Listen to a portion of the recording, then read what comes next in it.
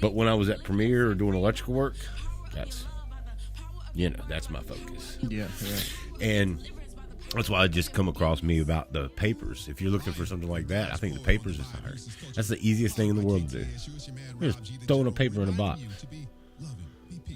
Good money in it, too. Once again, I'm not going to tell you that over the air either. But that's something else you can look at. It's overnight. It's 2 or 3 hours. A couple $1,000 a month. Better than no $1,000 a month. Just saying. But as a man, we have to grow into understanding what consistency is, no matter what. We have been taught that we need to strive for the moon, right? There's nothing wrong with striving for the moon. But if you ain't got no gas money to get there, how you getting there? We, as men, our society has pushed us to stop thinking about the building process. Yeah. The foundation that we need to do what we don't. You do it? No. That we need to where no matter where we're at, we will be successful. Yeah. Like I could go to McDonald's and rock the place out. I don't even know how to work at McDonald's, but I guarantee I'll go in there and I'll rock them out. Because I'm not worried about how much money I make. See, that's what our society has trained us to learn to, is how much money you making. You ain't a man unless you made this amount of money. You ain't a man unless you're doing this. No, go sit down, shut up, and get out of my face. I'm a man because I'll show you what I can do and sit you down in your place. That's why I'm a man. I'll show you why I'm a man. I'll show you why I can do what I do. Because I have no fear. You cannot control me. You see what I'm saying? And if you have that mindset, it's hard for people to do anything with you. Most people don't. Most people, for me, when I meet them, they love me until I start holding them accountable. Yeah. You understand what I'm saying? Yeah. Because they have all these great big ideas, and it's great. I meet a lot of young men. They have lots of big ideas. But when I'm like, hey, what are you going to do about it?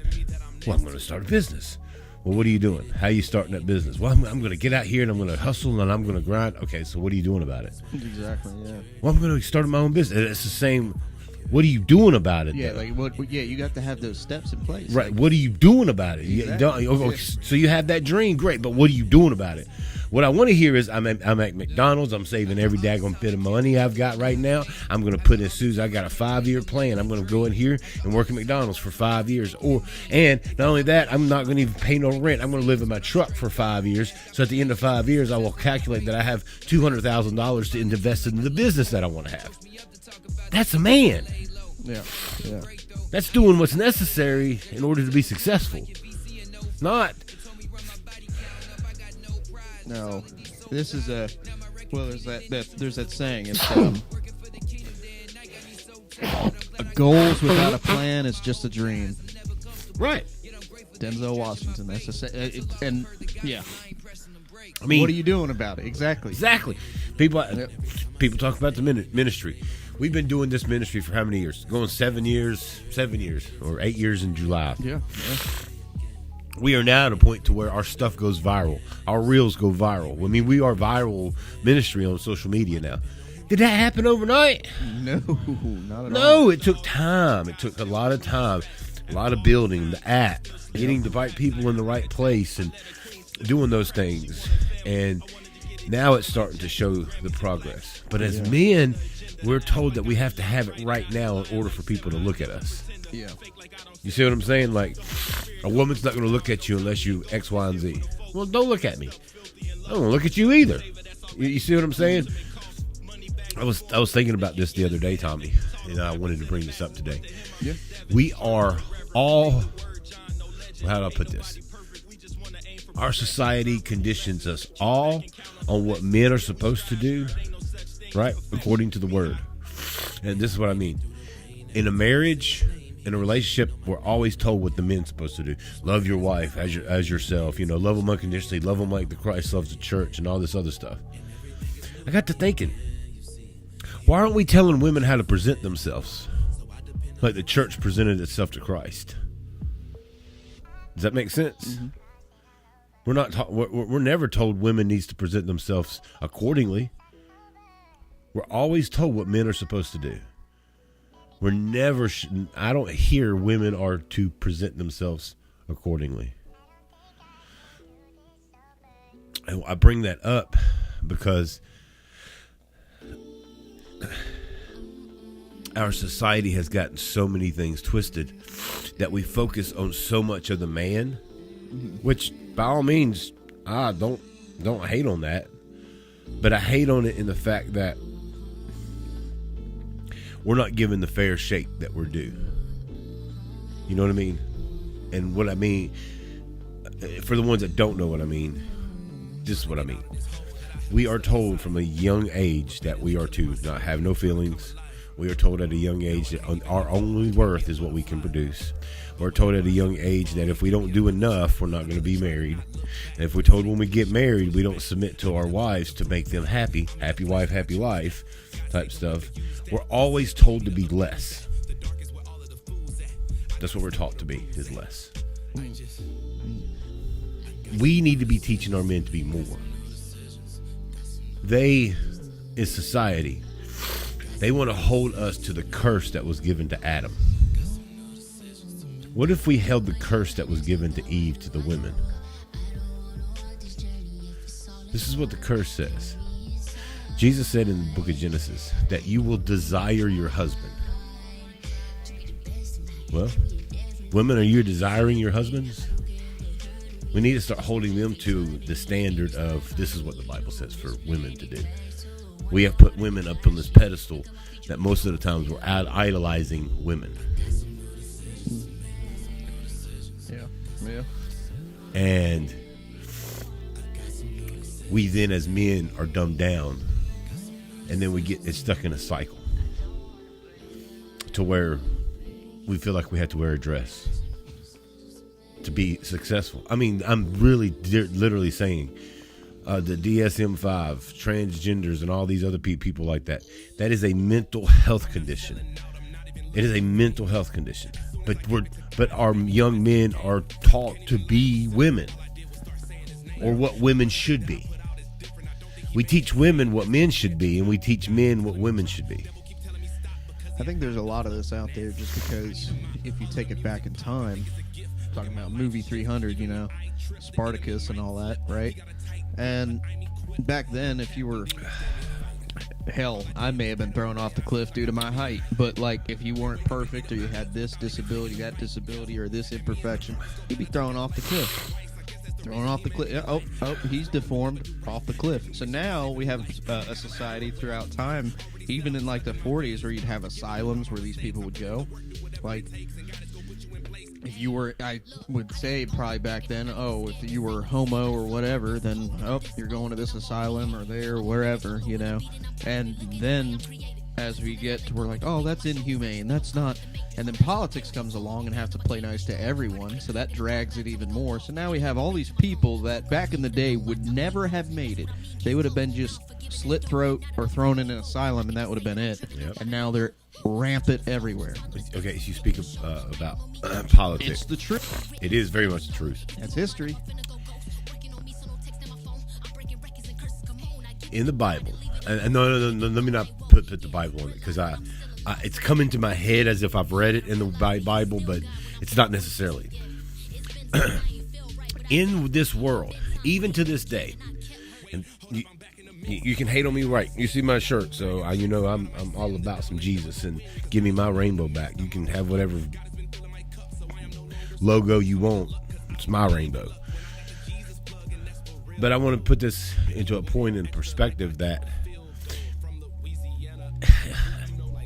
man, I want to say it's in the Bible. I can't. There is a time and a place, and I say it like this, that even in this time, if they saw two male dogs that were trying to mate with one another, they'd kill them both because they're useless. So why do I say that? Because even we have the same common sense. I'm not saying that because two guys are homosexual, you need to kill them.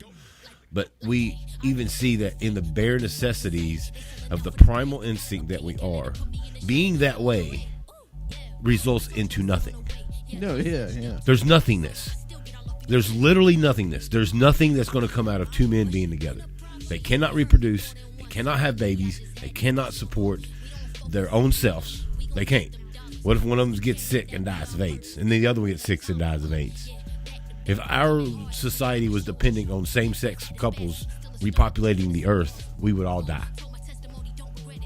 So it's a basic instinct that we know that same-sex couples are not going to be anything good because they don't produce anything good.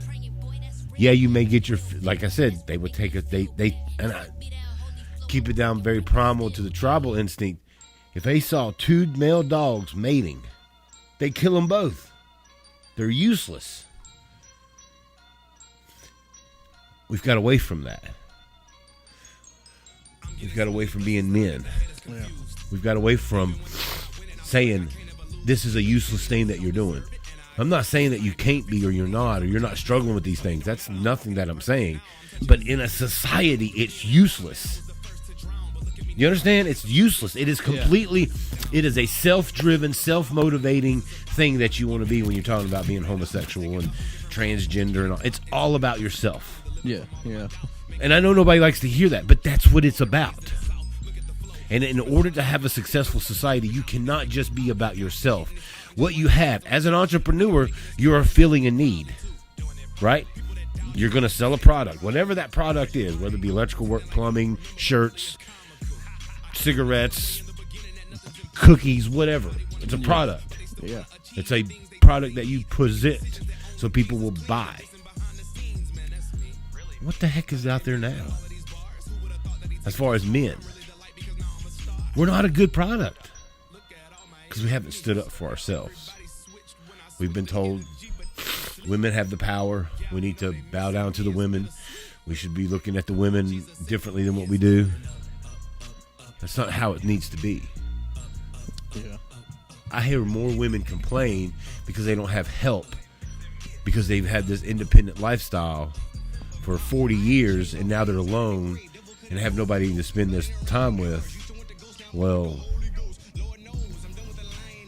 that's your fault. Yep. You didn't find the value in a man, in a good man that was out there that maybe even dated that person. I say this because here recently we've had a change in some of our politics. Back in my day, Abe Lincoln's day. Back in Abe Lincoln, that's right, buddy. You've heard me talk about this. Back in the day when we first started our Congress, when we first started out, they would be fighting in there. Men would be standing up for what they believed in. And when Congress got into session, they would fight one another because it was a healthy. I mean, they would throw blows. We finally got to see that in the Republican Party this past week. Because the Republicans took control of the House, and so they have to elect a new speaker and all that stuff. Well, during that time, there were 20 people that held out. Dude, there was Republicans lunging at one another, wanting to hit them because they was holding out. That's what I'm talking about. Men being men and standing up at all cost, not folding to society's ways, saying, I am standing on who I am. That's what we need. That's how we change things. Not being afraid. I was so happy and awesome to see these men and women having a healthy discord. Yes, there was one picture where one of the congressmen got swept by the Secret Service and grabbed his head and everything, trying to pull him away from another guy. That's healthy. Some people say, well, that's not healthy. Yes, healthiness is when I can disagree with you and we may throw blows, but I'm not caving into you and you're not caving into me until we find an equal ground that we can put on. Not, well, let's just shove all this stuff through Congress to get somebody to write on it and say, yeah, we did something good. Nah, man, I would much rather see our society in a discord than everybody having to appeal to everybody.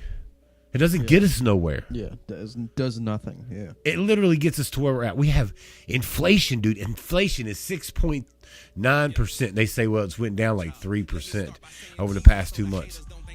I don't care if it went down 3%. 6.9% is inflation. All these people that voted for this administration, I hope they're happy. I'm not even afraid to say this stuff anymore. I don't even care. This year, Tommy, I have been in such a different mode. People are like, you're different this year. I know I am, because I'm about DJ. I have spent 6 years of my life being about other people. Literally. Ministry and everything. 6 whole years, because I told the Lord, I'm going to do this. And he told me, do this until you're 45. After you're 45, it's all about you. I have spent 6 years, literally 6 years, building something for people to come along, to use it for their benefit. Nobody. They come and go because they don't like a real man in front of them. Is the only thing I can think of. Because I'm a real man. I put you like I put you, and that's all that there is. People come and go, but guess what? We're still here. We haven't left. You're not going to move me. No matter what. I don't care if you run around here and say whatever you want to. I shall not be moved. And we shall not stop speaking what we're speaking about. And this year alone, man, it's already showing me God's word is actually showing up in my life by the reels that we're doing, by the attraction that we're getting. Our TikToks. I mean, and I know for some of us, it's just TikTok and all these, but that's our ministry. We're not out in the streets. Our ministry is a social media platform. That's what our ministry is. So that's what we do. And we knocking it down. On TikTok, we're getting a lot of noticed from the community over there by people that's already been on TikTok for a while. And I say that because it's the consistency that I was telling you about to begin with. I will take $500 every single week, and I'll turn that into $1 million.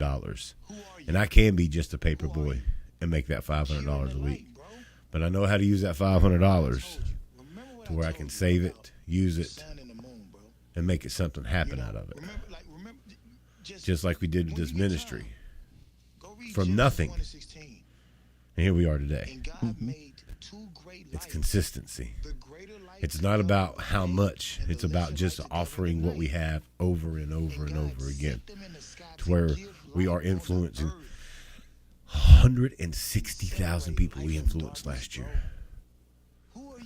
160,000 people. And it's like 160,300, so forth and so on. Yeah, it's not direct. No.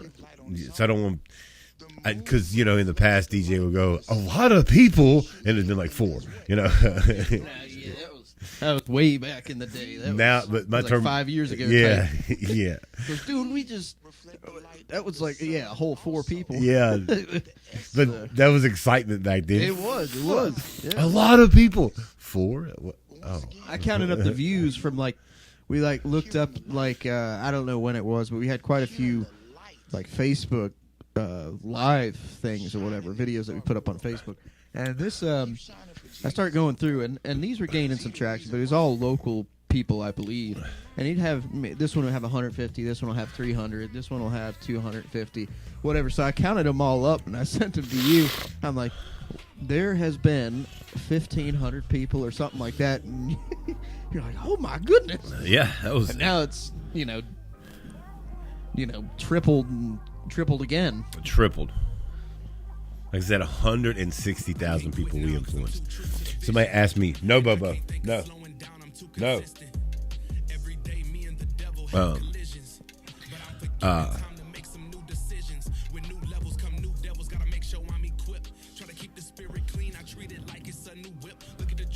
Well, my battery's slow, so. But the thing of it is that our influence and our stretch has grown. But it's because we set on a footing that we are not going to be moved, that we are going to do this. We haven't stopped. No. We haven't stopped. Because there's a goal in mind. As men, we're told that we have to not have that. Like, we have to conform to what the world says that success is. Man, that's wrong. That is not success. Giving a man the opportunity to let him explore who he is, that's success. That's why rite of passage is so important, that we don't have no more. Because a rite of passage gets you to know who you are. As we said before, like if I took a 13-year-old young man, took him up to the cabin, and took him way out to the river, a lot of emotions. But you're gonna come out knowing who you are. Do you understand what I'm saying? You're gonna come out knowing who you are. You're gonna go through emotions. You're either gonna come out going, yeah, I did that. And you will be confident that you can take on the world. You see what I'm saying? Or you'll, I can't do this. All right, well, throw off the cliff. No, I mean, that's legit back in the day. Or what they used to do.